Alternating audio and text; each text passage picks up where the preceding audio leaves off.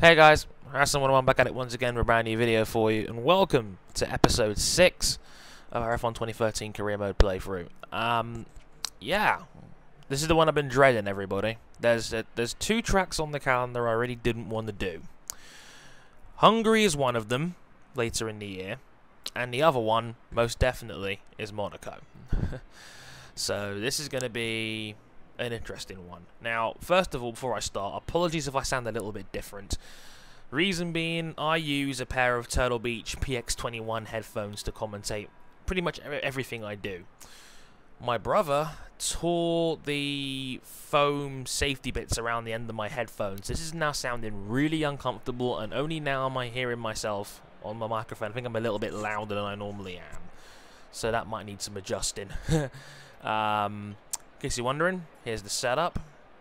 You need full aero on this track for sure. I actually had the suspension set up so it wasn't so bad on the tyres this time around. I've learnt my lesson from Spain. I really didn't want to have a situation where I hit the cliff in the middle of a stint. But yeah, 20 laps of Monaco. I guess you didn't see it, I qualified in 10th. I pulled out quite a big lap to get me into Q3 at the end, and when the rain was just starting to come down as well. The track's surprisingly grippy when wet. It's kind of surprising, that, to be honest. But yeah, P10. Nico got into P8, which is quite good for him. Fernando Alonso on pole. Again, Ferrari's back-to-back poles. Thanks to those guys that filled me in. Apparently, last time a Ferrari was on pole was Fernando Alonso at Germany 2012, which was rain affected, which makes a lot more sense now. Anywho,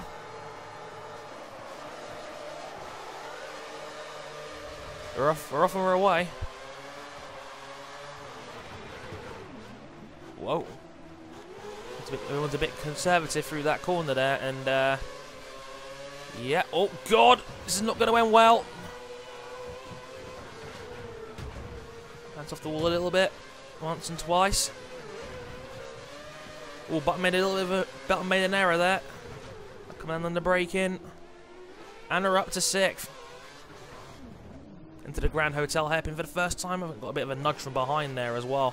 I think it was Kimi Räikkönen behind me now. Oh, it's a Button. It's Button apparently. Oh, a bit wide. We're okay. There's like, how many cars are going to finish this race? Seriously. Now that the AI seem to be a lot more vulnerable to making mistakes, how many crashes are there going to be? How many guys are going to pit for new front wings over the course of this race? It's going to be ridiculous. So let's settle down. This is my last set of brand new options because I did a lot of testing around here because, let's be honest, it's Monaco. It's kind of a requirement. Oh. Still, I would seriously take a 6th place, though. Man, that would be sweet. That would be a big improvement. But now I'm settling out into a groove a little bit. I just want to talk about some things, of course. Let's talk about Abu Dhabi, which was yesterday. Not much to really talk about, to be honest. It was not the most exciting race in the world, but then again, you know, Vettel winning, unfortunately means people are going to come out with the boring comments, and, you know, that's kind of a shame, but I've always said it. You don't have to have a battle at the front to make a race exciting. I've said this from day one. Like I said, people idolise Canada 2011 as one of the best races ever, and Sebastian Vettel led almost all of it. So just because there isn't a battle at the front until the very end doesn't necessarily mean it's exciting, or doesn't mean it has to be exciting. Now, I can't believe people have that logic of, oh, wait, a race has to have a front-way battle for it to be exciting. Not necessarily, as I take part of my front wing out there. That was only going to be a matter of time. I've not done a long stint on these options, to be honest. The good news is, though, is that Jenson Button doesn't seem to have enough pace to get close to me, which is also a good thing. Maybe he's got some front wing damage going on back there. I don't know. DRS is being enabled this lap. Remember, we can use DRS when you're within 1 second of the car ahead in the DRS. Because Webber's already gone. He's 4.2 seconds up the road. Except there's a crash up front. I mean, if there's ever a chance of a safety car in a race, this will be a good one. One, it's Monaco. Two, the AI are worse than they've ever been in terms of, you know, being robots and just staying on the racing line 110% of the time. But yeah, I mean, Vettel winning by 30 seconds and against his own teammate in the same car, and his car didn't have any mechanical issues at all. That says a lot about the state of the field right now. Seems to me that Mercedes, who used to be quite close to Red Bull in terms of pace, aren't in the same stratosphere anymore. It's kind of sad. I mean, Rosberg had a great second place, another second place for Rosberg. He needed one of those. He's now back in the hunt for 5th against Mark Webber. But I have to ask, I know a lot of his fans might start attacking me for this, because I have a bad reputation for apparently being a Hamilton hater. You hate Hamilton, you know, what's wrong with you? How can you not like Hamilton? You're black and you're British. And all that kind of stuff. But what's happened to him? I was reading Sky Sports F1 this morning, and it said that, and thinking about it, I didn't even realise this till now, Nico Rosberg has outraced Hamilton in terms of position 5 out of the last 6 races. Ever since Hamilton won in Hungary, which everybody thought was a big turning point for the championship.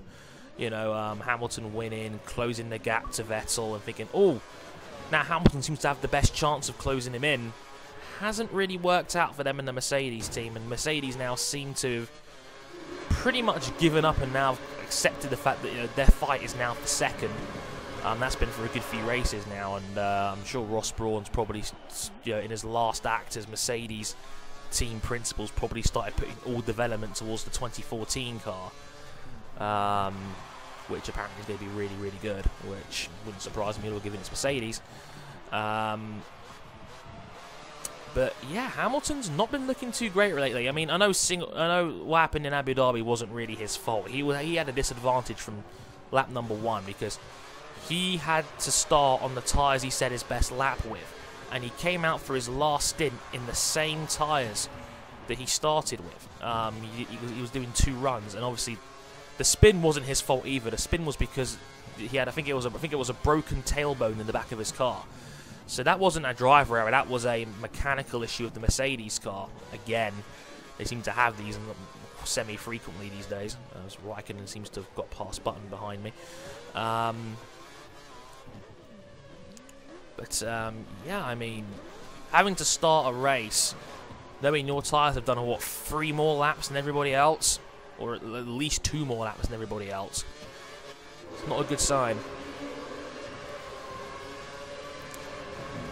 So, I mean, he was at a disadvantage from the start, and then during the race he was held up by Esteban Gutierrez quite a lot. Because those Saubers seem to have a really, really good top-end speed advantage over everybody else. So they're really hard to beat, even in a DRS zone. If you're in a DRS zone, forget it. The same thing kind of happened with the Resta and Sutil in the Force India, because the Force India seemed to have a really nice top-end speed setup on both their cars, and as a result were very good during the DRS zones. Ow! That's a big collision. You've taken a fair bit of damage to your front wing. You might want to come in and get it repaired. That's not good. Now they're telling me I've got to pit. I hope it doesn't hurt me too badly during the pit stop, because if it does, that could send me down quite a few places, because I can see 10th place isn't that far behind me either. And why is Hulkenberg sunk out of the points? I do not approve. No, Kimi.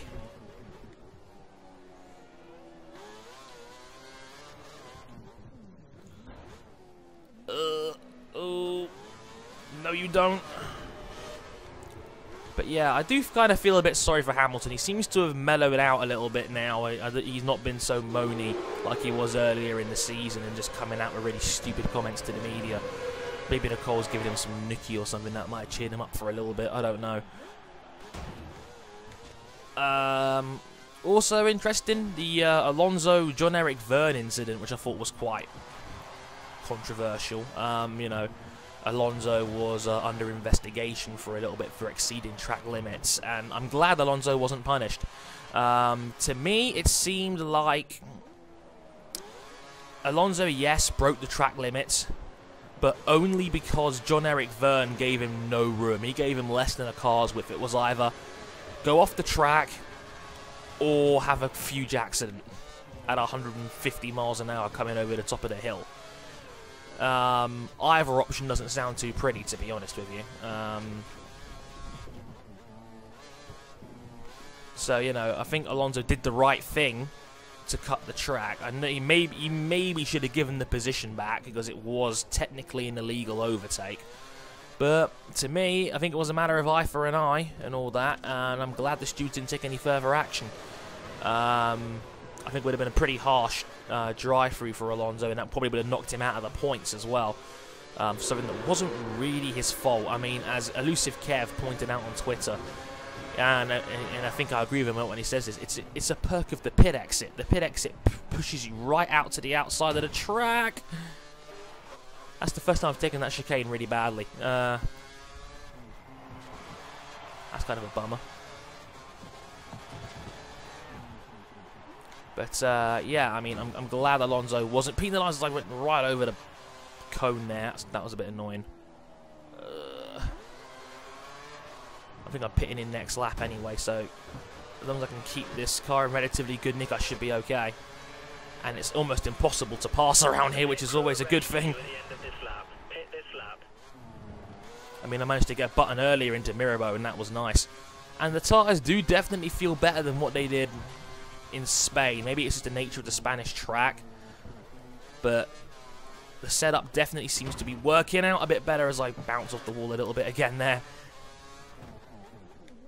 How can Webber be 20 seconds behind me? This is what annoys me. The difference between the guys at the front and the guys at the back is ridiculous. Just got to bring this thing home. Whoa. Bit of wheel spin coming out there for the first time. So it looks like 8 laps was the perfect number. Any more than that and I would have been all over the shot.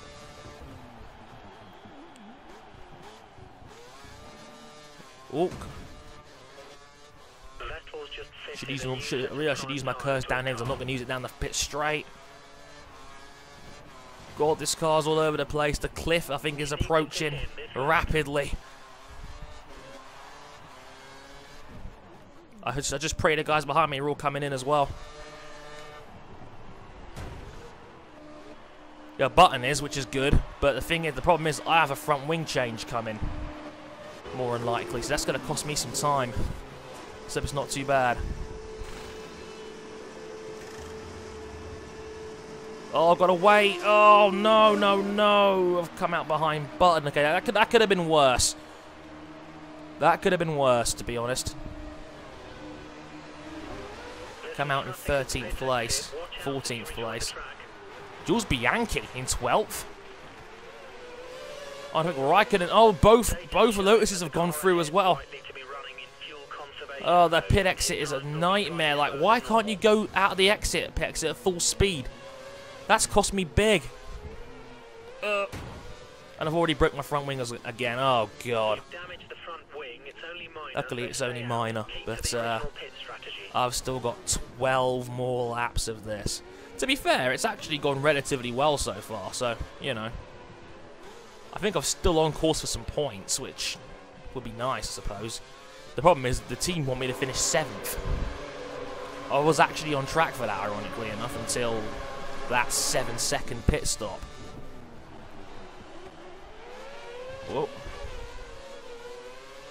Seems to be quite the queue going on up ahead, though. I think Hulkenberg's in there as well.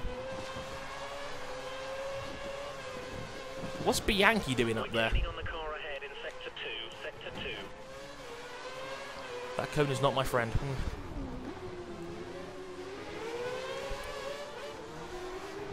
What is going on here? And why has Raikkonen not got his wing open? I can take him here. Boom! And Sutil, get out of the way, Sutil! He put his wheel. He put a wheel over the line there. Round the outside in the casino square, yes. Take that.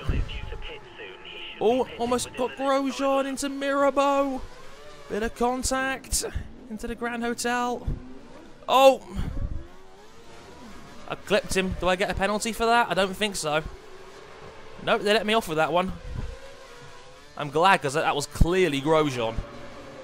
That may have been a bit naughty on my part. I mean, I went round the outside. There was...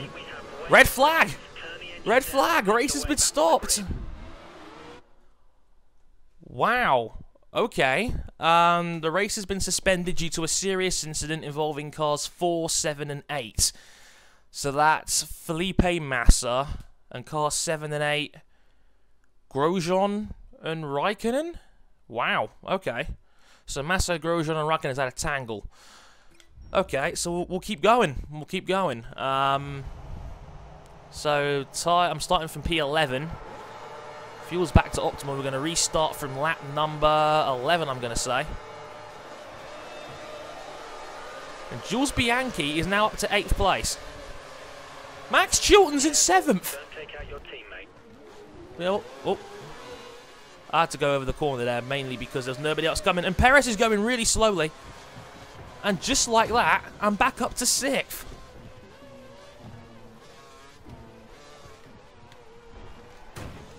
And there goes my wing again. Whoa! Alonso went into the side of me there. That wasn't my fault, guys. So now we've had 4 retirements so far now. And there's already blue flags out. I don't know why that is, but... Fernando Alonso... Oh, it was Massa, because Alonso's up ahead now, so that doesn't make any sense. But it says that Perez is behind me. Oh, I'm getting blue flags. Oh, that's Alonso from 5th. Is he a lap ahead? Hang on. Good job. Yeah, because Alonso... Oh, whoa. Oh, technically I let him through, but Alonso's going really slowly. Come on. Oh, now Perez got through. What is going on?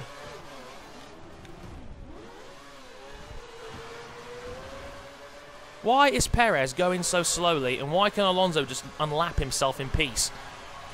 Because the AI seems to be going really slow at the moment. Come on, Alonso. Round you go. Right.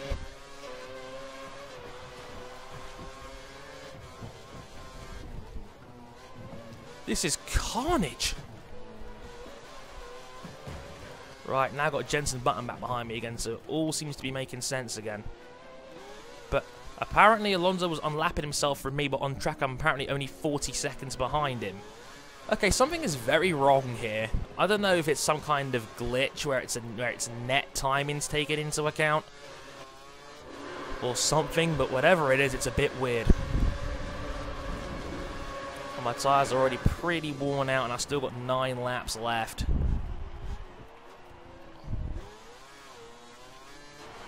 I'm guessing the collisions didn't help. Oh well, we'll see what we can manage here.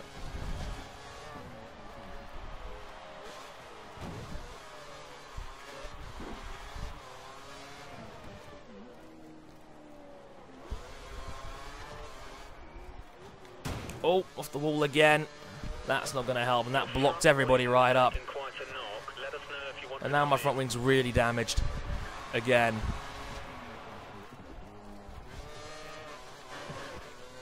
But the good thing is I'm fast in key areas, which means it should help me out in the long run here. I'm glad it's not like the old school MotoGP rules whenever there was a red flag, they actually went into aggregate timing, which made things really confusing.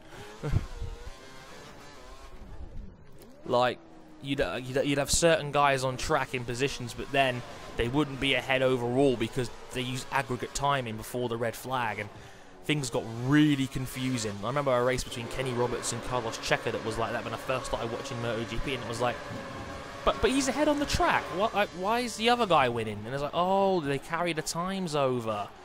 So fastest overall race time actually wins. Okay. And it was really confusing. But yeah.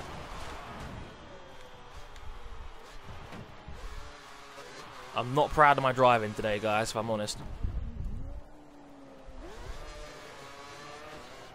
but we'll make it work. Badly damaged front wing. Tyres, which I think are a little overworn, given that they're prime. I'm guessing the red flag didn't help. But in a real life Formula 1 red flag, you're allowed to change your tyres on the. So, you know, that's another rule they should bring in. But I don't know if they could pull that off. I guess, like they should go back to like the paddock. You know what I mean? Like before you start a session or go out on the track, you should go back to that screen and see if you want to change your tyres. Go for it, because that happened at Monaco 2011 with Sebastian Vettel, Fernando Alonso, and I think who was in third? I think it was Jenson Button. And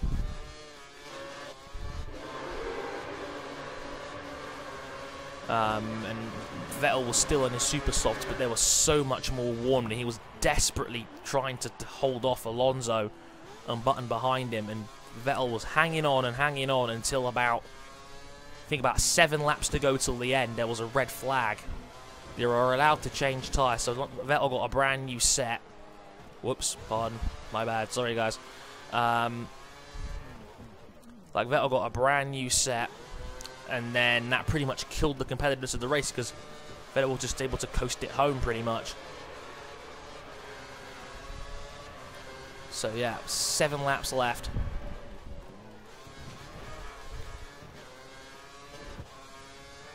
Okay, we seem to find a little bit more momentum again. Looks like we're doing okay.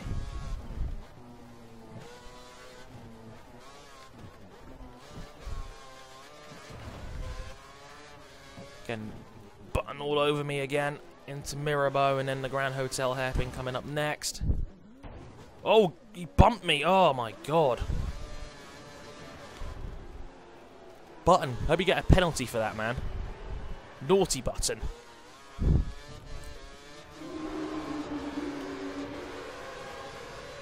Kind of reminds me as well. You know what I did yesterday as well, which was quite fun. I actually watched all of Toon Series 2 before Abu Dhabi, because I haven't actually had a chance to watch it, because I've not really been watching Sky coverage, or a lot of coverage really, because right now I've got issues with both Sky and BBC's broadcasting. Like, Susie Perry is not a very good anchor at all.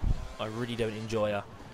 Don't get me wrong, I'm kind of glad Jake Humphrey's not back, because like ever since he's left, he's turned into a bit of a dick on Twitter, to be honest. Like, he's openly criticising the sport and all the guys that are around him. Adrian Sutill's up to 7th now, hello. So it must have happened further back. But yeah, like, Humphrey's now like openly criticising Formula 1. He's having attacks at the fan bases. You know, and, you know, saying, oh, these races have been boring, I might go in the shower, and, you know, like, it's things that I know Jake wouldn't say if he still had his BBC F1 job. So, like, why are you now, because you're not employed by them anymore, do you feel the need to criticise the sport you apparently love so much you wrote a book about? It's quite annoying. But the thing is, Perry acts like someone that really doesn't know what they're doing.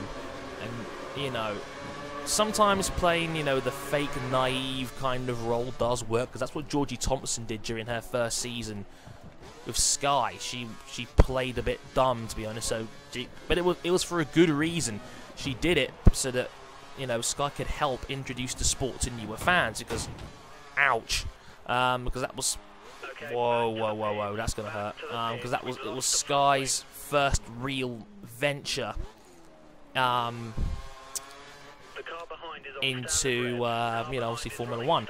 So it made sense by having Georgie Thompson out there, because, you know, she could play the new fan kind of role. Like, okay, what does this do? What does this do? And, like, you know, what's the rules here? And, oh, God, I should have pitted the last lap. This is going to be awful. Or do I try and drive on with it? No, I can't drive on like this. This is awful. Whoa! What the hell happened there? My car was bounced up in the air.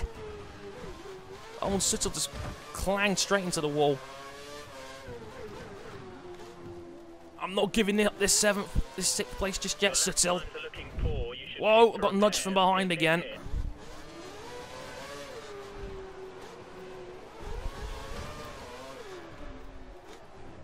Oh God, and Suttle barged me again. Out of the way, Suttle. I'm getting swarmed here. Perez now going down the inside. Got to cut the chicane. Illegal maneuver. Yeah, I'm giving it back. Don't worry. Receive a penalty.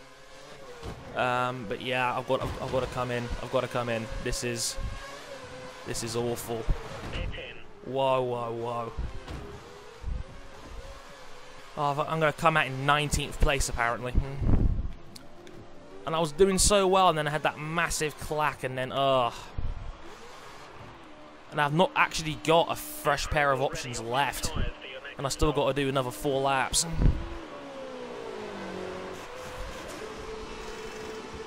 It's a new front wing, pair of options, fairly worn, barely, about 90% I reckon. So, oh dear, I'm gonna come out 16. Stone dead last, but I've got fresh tyres so I can push a bit harder, I suppose.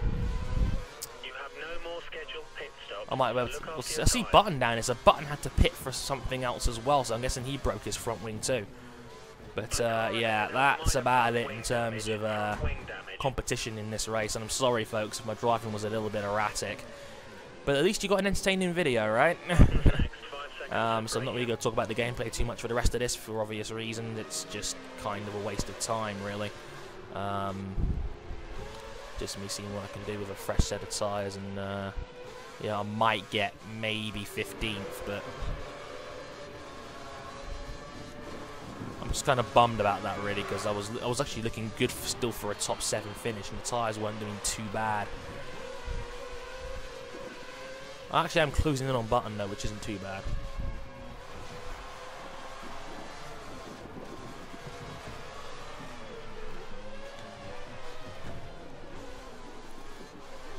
But yeah, I mean, what else do I want to talk about, really? I don't think Toon Series 2 has been as good as Series 1. But I do love the fact that McLaren made such an effort to get the guys to voice themselves. I know Jenson Button, obviously Sergio Perez voices himself. I know Alexander Armstrong, you may know him from the show Pointless on the BBC, does Professor M. And I can't remember the guy who voices the old man who's playing Bruce McLaren's dad. I can't remember what his name is, but I know him from somewhere.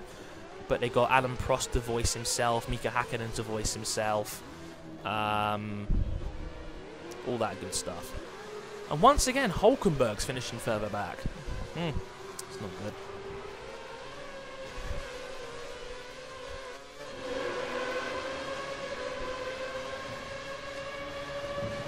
But yeah, I mean, I love the effort they put into it though, and you know, I was always wondering like how. Oh god, Bottas and Button getting into a bit of a tangle.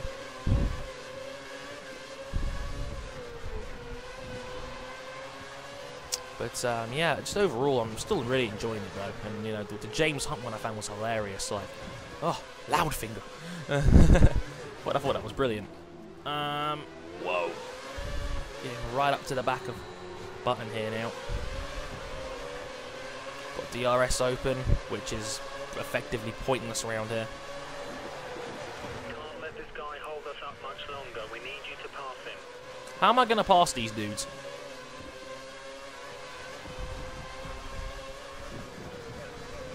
Vettel has already won, so he's already lapped the field, so this is effectively the last lap for us. And of course, there goes the front wing again. Oh my god. Slight damage to the front wing. You should be okay to stay out.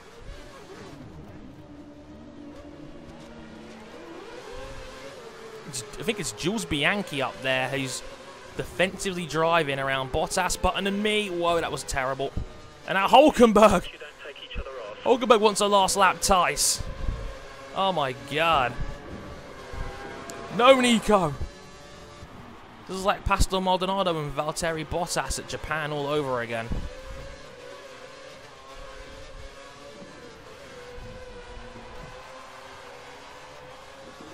But yeah, this has not been my best race.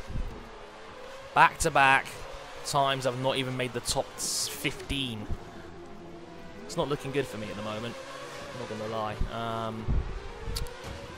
Next time, guys. Next time. Canada's one of my favourite tracks. Canada, and I know I'll do better. Get back, Nico. But yeah, and my ears are now killing me. Oh. at least the video isn't going to be as long as I thought it was going to be. But yeah, both of our Saubers just look awful right now. We're like Sauber in real life. The first half of the year, look, a lap down. Sittel got a penalty, which would have helped out if I didn't break my front wing clean off. But look at that. Vettel lapped everybody up to 6th placed Perez. Only 5 guys are on the same racing lap. Vettel beat Hamilton by just under a second. Rosberg 5 seconds back. Webber 6 seconds back. Alonso 10 seconds back, who started on pole. And then everybody else is a lap down. How did that happen? I don't get that. That's really weird. Minor collision, penalty, warning, blah, blah, blah. Yeah, I mean, that's kind of bizarre. I don't get how the timing worked for that either. That was just really weird, but I hope you guys were somewhat entertained by that mess of a Grand Prix anyway. And, yeah, until next time, folks, I've been Harrison101. Thank you very much for watching, and sayonara.